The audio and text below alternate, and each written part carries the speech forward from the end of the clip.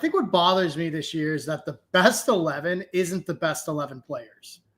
Like, you know what I mean? Yeah. So, like, I think if I'm looking at a best 11, I'm probably got Diaz, Jota, and Mo in my front three, and I don't love it.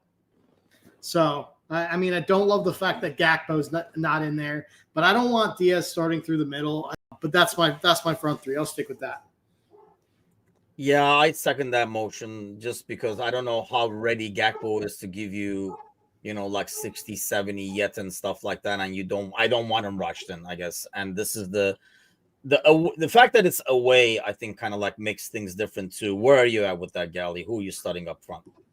I don't know if the manager actually has any faith in starting Jota in this match either, though, because he played one match and then needed to sit a second match after it, 72 hours later, because he wasn't fit again. So I worry that he has as much. I think he has more faith in Gakpo playing, and he did give him the back-to-back rests. I think it could be Gakpo on the left. I think it's a toss-up between Diaz and Jota through the middle, to be honest. I think one eye probably leans to Southampton, and to my point earlier, like that should be a match where Darwin starts. You're playing at Southampton, you should be able to just give him a start, and that way you don't have to worry about him in this. I will say this. If you wanted my curveball from left field, I think there's a reason the manager played two different matches with four midfielders and only two attackers. And it was to see if he liked the jib, the way it looked. And I think there's a world where PSG might be the reason you started to try that out.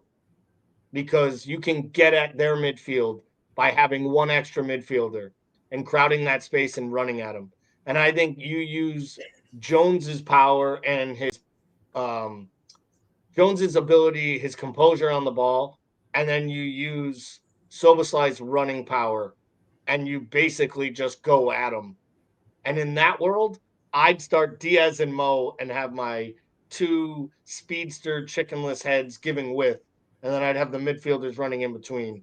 And I think as the match went on and the tired legs of, Marquinhos is trying to defend these guys running in every different direction and following Soboslai into the box, and Jones as they go deep and drop back, I think that's when you can bring on Jota and even a Gakpo and actually go more of a traditional type of 4-3-3 that we play.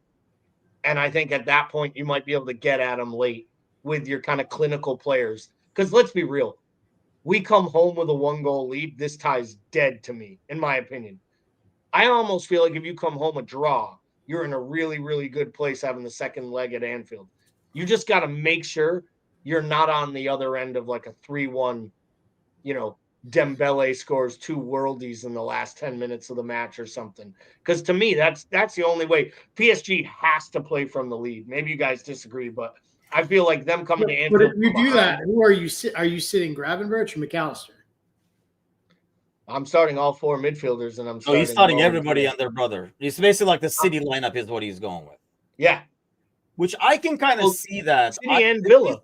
I say Diaz over Gakpo as you need somebody to keep Hakimi back for 1, and to come with Hakimi when he does come up for 2. And Gakpo is not that guy, I don't think, in this game. Maybe, I mean, if you do what you're saying, Gally, which is doable, I can see that. Then you can kind of have Diaz and stuff get run behind Hakimi when he pulls up.